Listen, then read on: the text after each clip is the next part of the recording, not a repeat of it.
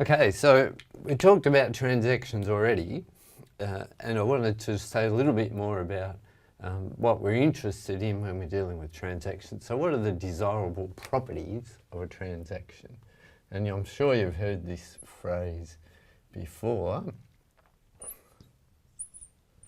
but we want transactions to be atomic, because remember, a transaction encapsulates an application level single operation.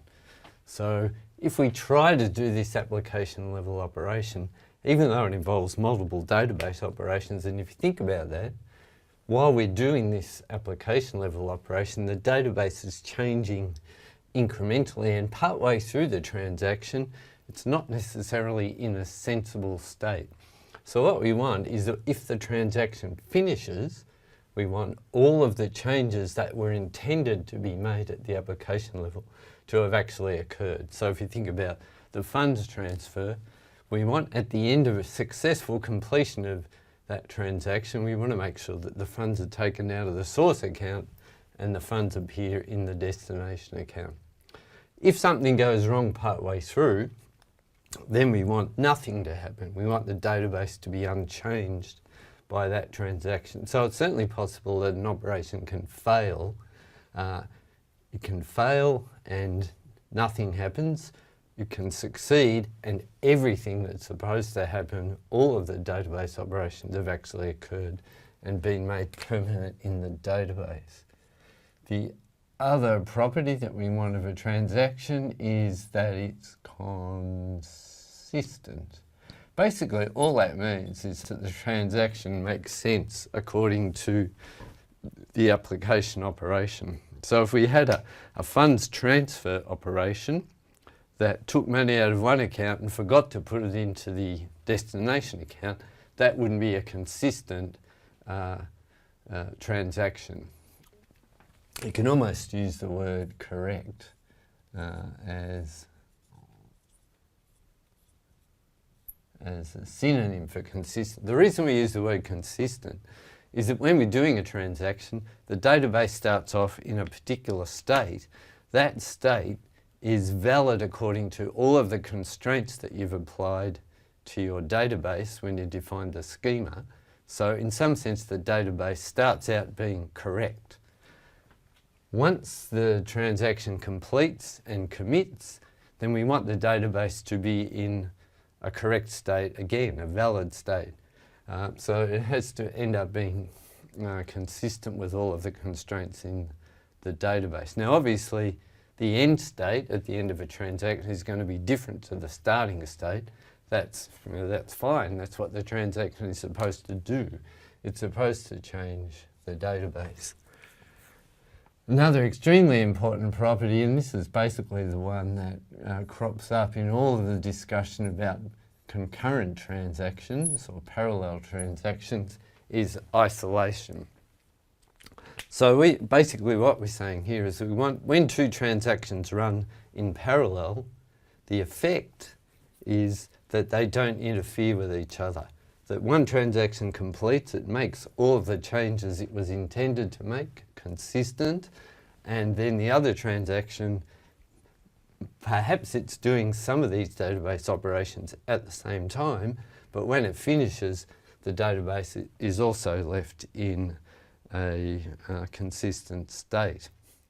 So isolation, and the final property that we want of transactions is that the effect of the transaction persists permanently. So once the transaction commits, the database is fixed. So these are well known as the ACID properties of transactions in databases.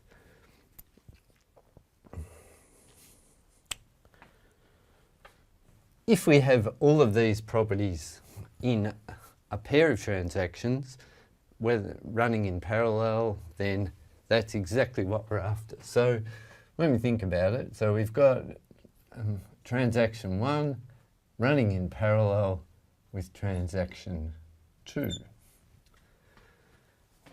So those two bars are meant to represent parallel execution. Now there are two possible ways that we could run these transactions without parallelism, we could run T1, then T2, or we could run T2 first and then T1. Now, let's just pick T1, T2. If you see what happens, so the database starts out in a consistent state, and then we do the transaction T1, and if that transaction is correct, then we end up with the database being in a new state, which is consistent with the effect of what T1 was intending to do. So if the transactions are running sequentially, that's the state that exists at the start of T2. It's a consistent database state. And if T2 is a correct transaction, then it's going to produce a new database state, which is also consistent. So if we run things in parallel, doesn't matter what the order is, so I could swap T1 and T2 there, and you may end up with different results in the database, but the database is always guaranteed to be correct if we run transactions sequentially. It's when you start running them in parallel that the potential for problems. So if we've got a parallel or transactions running in parallel, then a critically important thing is that the overall effect has to result in a consistent database. Now we know that if we run the transactions serially, one after the other, then we're going to get a consistent result. If the effect of running them in parallel with an interleaving of operations is the same as one of these serial orders, then also we're guaranteed that we end up with a consistent database. And that notion that transactions running in parallel is equivalent to some serial order of the transactions, and here I'm just dealing with two transactions to keep things simple, but that notion is serializability.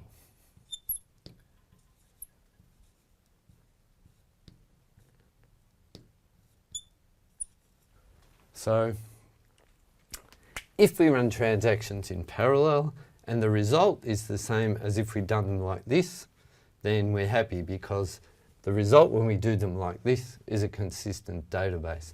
If we run them in parallel and the result that we get is equivalent to what we would have got running them like this, that's also good because that would produce a consistent database. You know, we could easily do T2 first, then T1. In that case, if the parallel execution of the two transactions is equivalent to some serial execution of the two transactions, then we say that the parallel execution is serializable, and that gives us some strong guarantees about the consistency of the results.